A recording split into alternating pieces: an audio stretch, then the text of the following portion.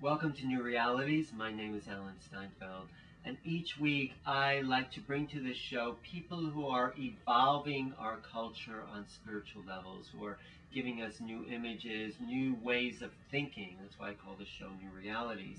So returning to the show tonight is a longtime guest, Dr. JJ Hurtak, author of the Keys of Enoch Book of Knowledge. He's also a linguist, a scholar, a investigator into all sorts of phenomena, and a person combining the spiritual elements with the scientific elements.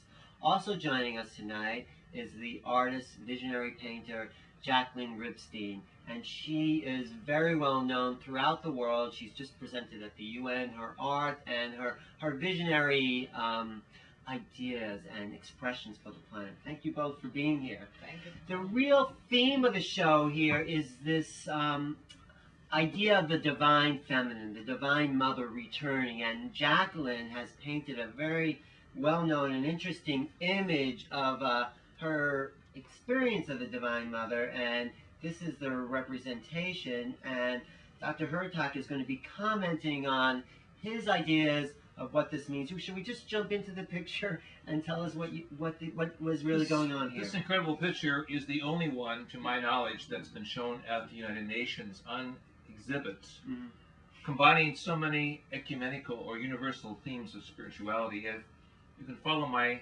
pen, tracing the surface of the Earth from the bottom, we see the horizon of a whole new planetary system. We see the chalice of brotherhood and sisterhood. As we come up the mantle of the virgin-like figure, we see embroidered within the mantle the various religious symbols for all of the great religious traditions. And then at the top, with the sign of the dove, the sign of the majestic streams of light, is the face of the Divine Mother. Whether we refer to her in the biblical sense as Imma, or whether we use the Sanskrit word Durga, or Maria, Sophia, these are all expressions the various traditions have used to explain the aspects of the divine feminine that is able to co-create, co-evolve, and coexist with us. This is the missing piece of higher cosmology and theology that Jacqueline has captured so beautifully, and this work of majesty has been shown throughout the world. Jacqueline, maybe you can comment of all the places that this picture has been seen. Yes, tell us about where it's been seen, but also your experience in painting this image. So tell us over here. Well, it was an incredible experience. It was a whole life testing in my art career. I was very tested, in order to do it. Tested in what way? Always. You've been a painter, right? Yeah, for 35 years. And so, did you have I think you told me you did have an experience of the Divine Mother herself. Can you just relate that story and then how the painting came about? Well, I was taken to Bosnia, to Croatia, in order to be commissioned to it, to see if I would accept to do the commission. And I had asked them not to give me any writing or book to read, but to get into, just the energy by feeling. But you were brought to Medjugorje? Yeah. Oh. Brought into Medjugorje. So Medjugorje, there were apparitions of the Divine Mother of the Virgin Mary. So you were brought there, but you didn't know anything about it. I knew nothing about it. They would pick me up every night, the people who work with Father Joseph Sofko, to take me to the mountain at 12 o'clock at night and meditate. And one time I was like, what's going on here? I don't know about this. And there was a new thematic for me. I just loved it and embraced it. And one night at the church, I did see her through a window. You saw the Virgin Mary. I saw her apparition through the same window. And Sunday, everybody was praying, and the church was full of people. I was there with a friend of mine, and Sunday turned up, and I saw the reflection, so beautiful and majestic, like Dr. Hurtak said. But my first quest was, how can I bring you down if you're so beautiful? How can I bring you down into an image? I didn't say an image. The first thing was, how can I bring you down? I knew I was going to be doing that. And I took some pictures, which I have with my camera. Of the apparition? And it's the reflection of the stained glass in the wall, but the whole thing. And people knew something was happening because they kept on coming to me to say, "What are you seeing?" Probably I was in another state seeing it, and I just was like, "Wow, that's something that's amazing." And then, in order to paint it, I asked God, "Please give me a confirmation."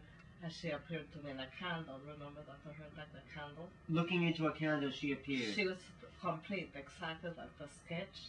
She appeared exactly like my whole sketch in a candle. Did she and look there's words in Hebrew that say, "And God exists and He makes miracles." in Hebrew? In Hebrew. On the candle as well. On the candle. And so did the apparition actually look like this? Exactly like You this? can see the veil. You can see it, but in the wax. In the wax. The wax, and I let it burn for about 24 hours, knowing that was something that came to confirm to me that she was there and I had to do that. I was there to do that job for God. But did she have a special message for you? Yeah, the message to me and to the world is that God exists and He makes miracles. And we've seen at the United Nations people who have been super inspired and charged by looking at the face of the Virgin. This is a great contribution that you are making with other work of art that I feel will show the other feminine aspects of the Divine Mother, as she is known as Virgin, co-creator, co-sustainer, matriarchs. All of these wonderful aspects, I believe, will be part of the global planetary change that we will see in the 21st century. Well, what is happening? Why? I mean, there's always been apparitions, Lourdes and Fatima. There's always been. Is there something actually changing now about these apparitions, or? I think if we look back, we can say yes, those apparitions were very powerful at the time, but they were very ephemerally passed, and the world went back to its sleepwalking. Its unconsciousness. Right. But now, as we see a whole planetary dimension being opened up to millions upon millions of people who are really seeking for higher truth, coming out of traditional religion, going beyond scientific paradigms, looking for what I call the mothering heartbeat of creation, people are realizing there is an aspect of the divine that has been overlooked, that is always present with us if we see the deeper aspects of the divinity in ourselves through the heartbeat, but also through the loving apparitions that have come to us through the great saints, the mystics, the scholars, and the great painter artists like yourself. Well, maybe that is probably, like you're saying, the reason Jacqueline had the vision was so she could bring it into form so more people can experience this energy of the Divine Mother. Right. I have with me here from Russia, actually from the Ukraine, a picture of the Divine Mother as she was traditionally seen. What is not seen in Western portraits of the face of the Divine Mother are the energy plumes, or the geometries of light and the holy names of God that extend from her crown.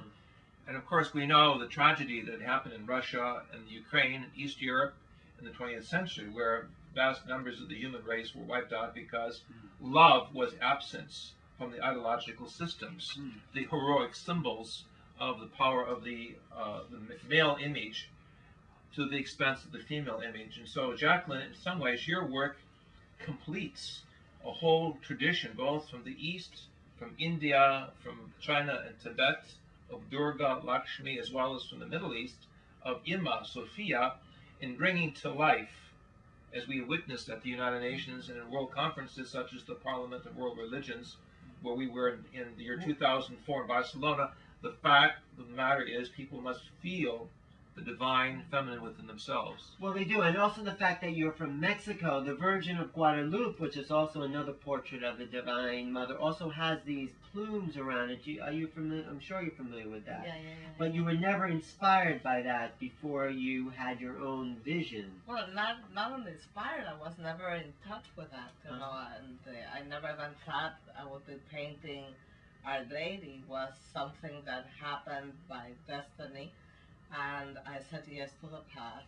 As I told you, I was very tested. And, tests came to me to stop me from doing the painting, which I didn't do. I went on, beyond of anything. I'm an artist and I work for God. I serve humanity. Your work, as I recall, was the first introduced in Spain. Yeah. this picture of the 500 years of a Jewish artist I represent dealing the with spiritual Inquisition. themes. You were the first Jewish artist to come back to Spain Yeah, with for spiritual. the Inquisition events, I opened the whole thing in Toledo. You did in Toledo In Toledo. with your paintings. They gave me the Inquisition building, and the mayor said that my art came to cleanse the energy that was left from the Inquisition. So the Divine Mother transcends traditional spiritual barriers. Well, let me ask you about the Divine Mother as she appears as Durga or Isis or Sophia or White Buffalo Calf Woman. Now, is this the same energy appearing in different forms, or are they actually different beings? I mean, they're different aspects. Is it the same being? Or, that's what I'm confused Well, a mystic would say there are aspects of the same being as seen by the inner eyes of perception and experience, whereas traditional scholars, more cultural historians, sociologists, who do not see the higher dimensional aspect of the fact that Brahma is Atman, Atman is Brahma, that there is a divine integration of all aspects of life, would see each manifestation as a different personality of and by itself. And this led to the great confusion of literature from the Near East being subtracted from the energies of the Far East, or the energies of Africa, or even the appearance of the Divine Mother as she is known to the natives of South America as Tonanzi, being subtracted from the image of Mary in the Middle East. So if we go back really to the very source of divine plenitude, we recognize that what is unique in all of these is not so much the individual garments, but the dimension of love that is awakened, that is evoked, the dimension of mystical revelation, of realizing this is the authentic divine that is speaking to the human heart, and also the higher dimension that she is working really within a greater family of creation with all of the other divine feminine and masculine teachers, which the keys of Enoch call the office of the Christ, the divine office of love that has opened, as it were, the gates of the higher universe to humanity in the 21st century. So let me ask Jacqueline then, when you were painting this, were you feeling love and pouring that feeling into the image itself? Oh, yeah. Remember that, like an art critic said to me, the Virgin Mary had always been painted by men, not by women. So when you're a female energy, tapping into a female energy, you have access in a different way. And also answering to your question that Dr. Hurtak answered you so well, you know, coming back to the divine names of the Divine Mother, you know, goddesses, if you think about it, every civilization has had always a divine mother with a different name, but it's the same one. It's the same one with many facets in itself. It's the same energy. With many facets, like a quantum thing. It's divided in facets, giving us like a diamond, you know, love, compassion, forgiveness, all kinds of facets of a diamond to give us that light. I mean, in the sense, I see all women as the Divine Mother, and it's sort of this. And men, but women especially, because they embody the nurturing qualities. I mean, men do too, but I think women somehow feel more connected, or I associate women with more the possibility of being the divine feminine, right? Do you feel like the divine feminine is coming forth from you? From me and from everybody, because I think it's an awakening to humanity, to that divine goddess energy and female energy within everybody, right? Yes. Well, is that different than a divine male energy, in your opinion? In the sense that it works with the inner, the invisible kingdom, as opposed to the external visible kingdom. In so many words, critics could say, particularly those who come from ultra-Orthodox background, that there's nothing in the Old or New Testament regarding the Divine Mother, completely overlooking the fact that the Hebrew word Hokmah means the feminine, that is divine giver of wisdom, or one who is providing wisdom, as we see in the book of Proverbs, or in the Gospels, where Jesus and the writings of Jesus are portrayed in the terminology that tells us that the name of Mary is to be acknowledged in all generations. Are these simply poetic musings, or do they really mean that at a point in time, even the ultra-Orthodox will open their eyes and recognize that Maria, who is in Sophia, Maria, who is in Ima, Maria, who is in Durga, the feminine side that brought forth the Christ experience, brings forth the inner Christ within us. And that is the whole idea of coming alive in a new reality, not simply a name or a new painting or a new tradition, but realizing, as you said so well, Alan, the oneness that brings together men and women into a whole new stage of consciousness evolution. But it's also a time for women to come forward and really come into who they are as equals, as healers, as nurturers, as beings that will help heal the destruction that the male-dominated society has brought on the planet. So it's a time of women to come forward. That's what I see as the return of the divine But the feminine. feminine is balanced here now with wisdom, with a sense of mothering nature, with a sense of bringing together brotherhood and sisterhood in balance. And that is what is lacking in many of the liberation movements that see female theology, minus the holistic nature of the Divine Mother reaching out.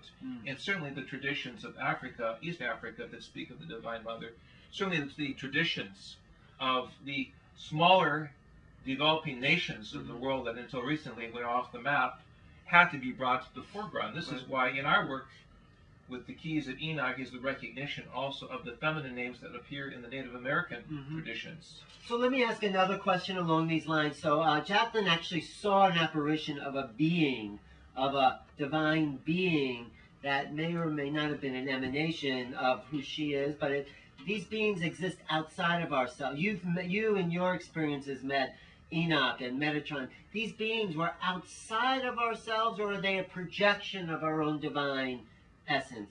I think they probably exist outside of ourselves as well. Well, if you can really see them, it's because they're also within you.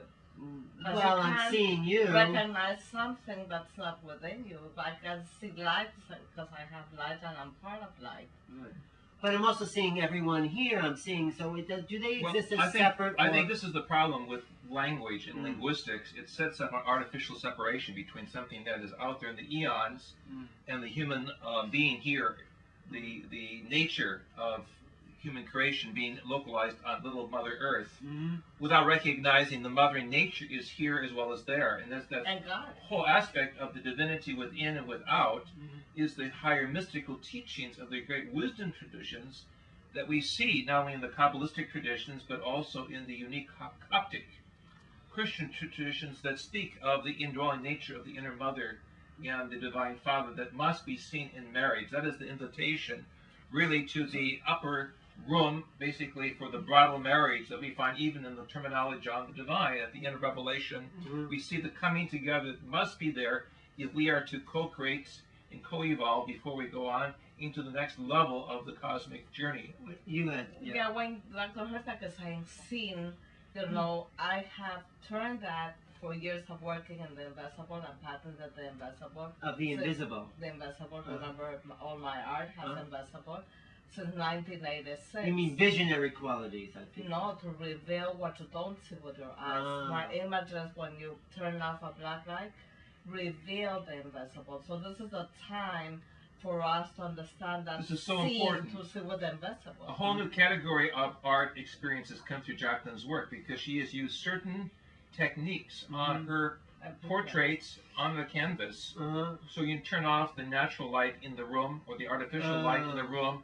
Those colors will majestically reveal the inner invisible image of the human eye on different wavelengths. Falco was doing this at Damanhur. I just got back from Italy, and Falco uses that infrared light to bring out other aspects. No, I do black light. I do like more invisible, going to really realms of high frequencies where the art becomes not dead matter, but alive matter. How is that? Because a piece of art is not dead matter. It's atoms that are fluctuating there between the vibration of the colors and the emanation of the higher realms through the artist. Because they've been infused with your creative life force. Exactly.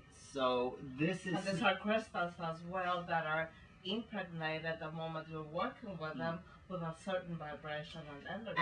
And actually, let me just add, in the study of mirror neurons, when we see somebody in a certain expression, we mirror the inner patterns that they're having. Someone looks sad, we're going to feel sad because the mirror neurons are in our brain. So if we look at a divine image that uplifts the psyche, we are mirroring that same divinity within ourselves, is what I'm hearing you say. I mean, that's how I'm putting it together in scientific terms, using this idea of the mirror neurons. So all these divine images help uplift us to a divine essence. And if we look very carefully, once again, at Jacqueline's magnificent painting of the Divine Mother, also the Divine Lady, as she is referred to in some traditions, we see this light field around every part of her body, which comes out with the techniques that you've employed so effectively, is the recognition that this is not common light, but superluminal light, greater light. We don't have here the invisible. Brings out the mirror neurons Right. that you have caused Right. to be recognized in a whole new wave. Activating the superluminal light around my Of body. psychology, neurology, and artistic synthesis. So getting back to the other question that I asked, do these beings exist outside of us or inside? I think what you're saying is we need to tap into something inside of us in order to realize the divine that's also outside. When I'm talking about Mother Earth, I cannot say Mother Earth is outside of me. Right. I contain 70% of water, minerals. Mother Earth is within me. If there's a hurricane, it's moving my inner wind as well. And I cannot say God is out there. That's the problem humanity has had for centuries of being taught that God is out there and not in here. So we have to lift our own vibration in order to see the divine and sort of Feel merge. it, not see it. It's feel it. 'Cause Feel it. everything is about vibration. So you're talking of different levels of vibrations, where by feeling it, you're being part of it and you're being raised. Jacqueline has wonderful proverbs that she's put together Oh, about really? how art captures the Oh, inner vibrations. So give us some. Tell us. But I have a trademark that says only those that see the invisible can do the impossible.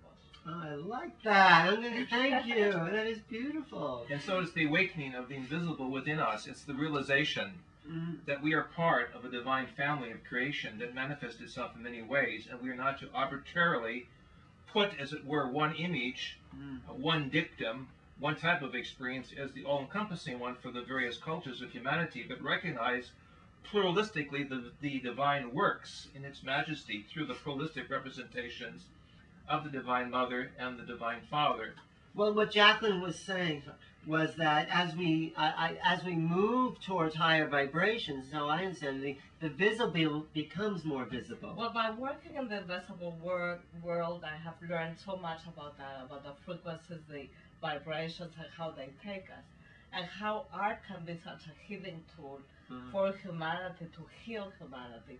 Because when you're watching a high vibrational music or painting, or hearing music or watching painting, your whole being is impregnated by that impact of frequencies that are higher and takes you up. But if you're doing it in the low frequency, like music that can really kill the brain cells of, and put your body into a symphony of really going into drugs. Especially heavy metal music. Heavy metal. In fact, I was just hearing today that there's this whole thing about a new music that takes children into the drug process directly without them even starting with the You drug. mean it numbs the brain? It numbs It kills the neurons. It does? Oh, Music, absolutely. sound? Absolutely. With the drug culture. I give a seminar where I teach people about how art is affecting and things that you have in your home and how they're affecting, and I do it through kinesiology and testing. And people go like, wow, I never thought that painting was affecting my life or could affect me. But it Your does. whole system goes weak.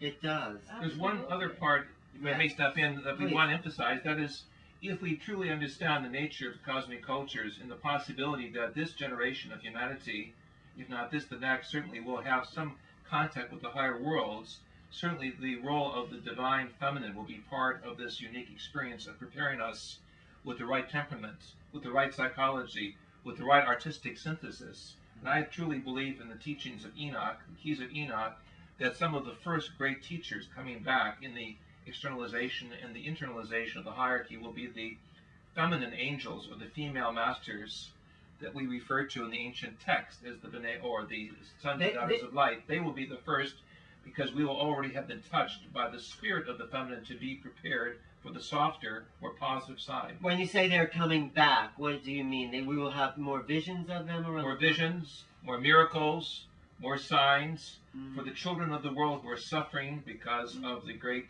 destruction But- of And nature. we're working on a No, painting to help into that. But the key, I think, in all of this is not though then to worship those beings. People are still worshiping the But to Virgin. transcend the beings. Well, transcend the worship and meet them as equal as our divinity matches their divinity. Would you say? Well, what it's bringing with its higher feelings. Like, Mm. it's not about the beings in itself as itself. It's about one will give me that compassion that I need to be a human being. Mm. We need to be more compassionate, more forgiving, more loving. So each of these beings are installing within us Mm.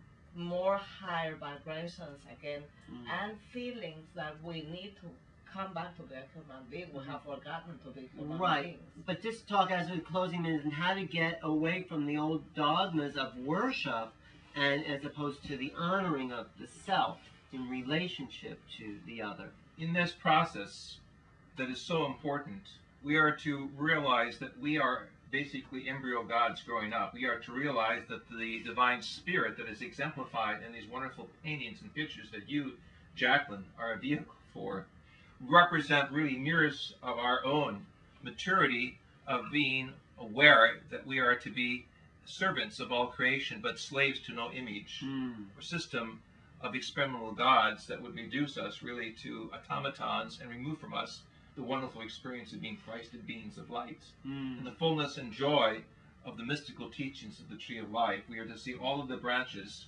and all of the faces of the divine family, but also recognize that our face is there too. Right. In that sense, we mature and we go into the wedding chamber with the fine, loving nature of the Mother and the Father who has sent us forth into being. Thank you both for being here on New Realities. It's really both your works that are the work of the Academy for Future Science and your divine paintings that are helping to uplift the vibration of the planet. So thank you both for being and contributing to this new emerging world culture. Thank you, Anna, for having Thank you. us and sharing. I'm Alan Steinfeld, and you've been watching New Realities. If you have any comments about this show, please email me at newrealities@earthlink.net. And your website is www.JacquelineRipstein.com. JacquelineRipstein.com and futurescience.org. Thank you.